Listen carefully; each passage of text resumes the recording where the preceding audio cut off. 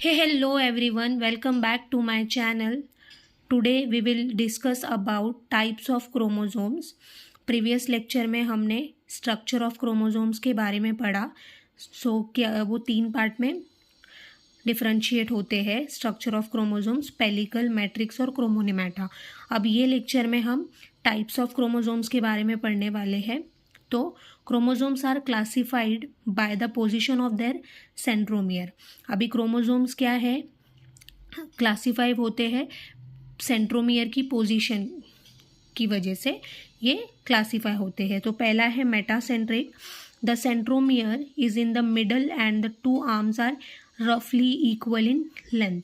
अब मेटासेंट्रिक क्या है, जो ये दिख रहा है ये सेंट्रोमियर बोलते हैं इसको. जब ये सेंट्रोमियर बीच में होता है, मिडल में होता है, जब वो 2 आर्म्स को इक्वल लेंथ में डिवाइड करता है, जिसको हम मेटासेंट्रिक कहते हैं.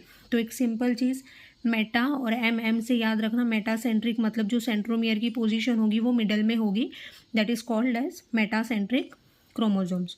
ओके, सो ये फर्स्ट था. सेकेंड इज सब मेटासेंट्रिक.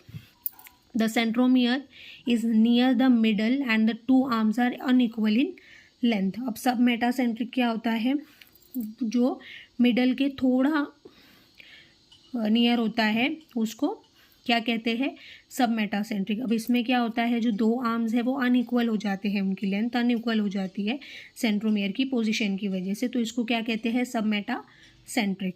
ओके.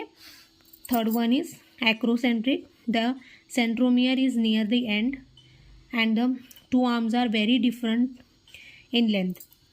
अभी एक्रोसेंट्रिक में क्या होता है, सेंट्रोमियर है ना, सो वो एंड के करीब होता है, जिसकी वजह से जो 2 आर्म है वो बहुत ही डिफरेंट लेंथ में आ जाते हैं. मतलब उनकी जो साइज़ है वो दोनों भी साइज़ अलग अलग हो जाती है. दोनों जो आर्म्स है उनकी जो लेंथ है वो बहुत ही अलग हो जाती है, डिफरेंट हो जाती है. उसको क्या कहते हैं, acrocentric. Okay. And the last one is telocentric.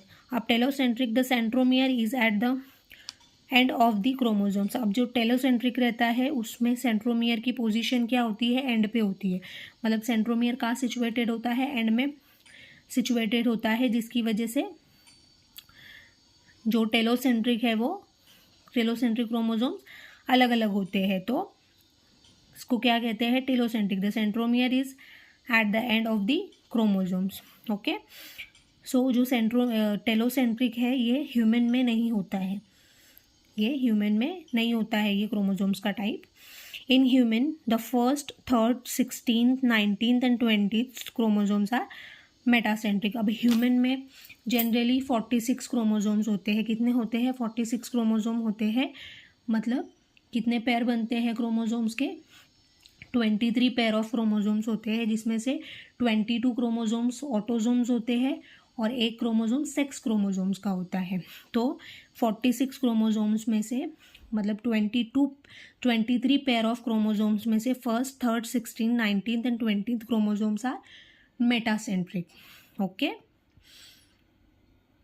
सो एक जस्ट लुक आउट कर लेते हैं, हमने क्या पढ़ा. Types of chromosomes. Chromosomes are classified by the position of their centromere.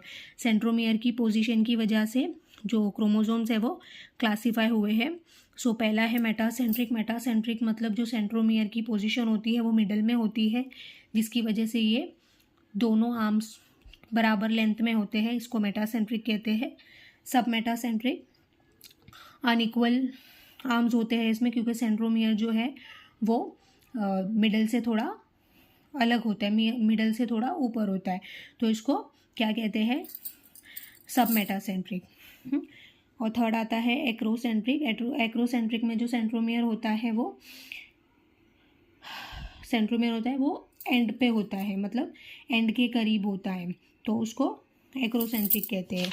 और फोर्थ इज टेलोसेंट्रिक. टेलोसेंट्रिक में जो सेंट्रोमियर होता है वो एंड पे सिचुएटेड होता है, जिसको टेलोसेंट्रिक कहते हैं.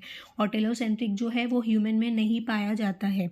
अभी ह्यूमन में 46 क्रोमोसोम्स होते हैं, मतलब 23 पेयर ऑफ क्रोमोसोम्स होते हैं, जिसमें से 22 क्रोमोसोम्स ऑटोसोम्स होते हैं और 1 chromosomes 1 pair of chromosome 6 chromosomes का होता है. सो 23 पेयर ऑफ क्रोमोजोम्स में से फर्स्ट, थर्ड, 16, 19 एंड 20 क्रोमोजोम्स जो है वो मेटासेंट्रिक टाइप के होते हैं. Okay, thank you.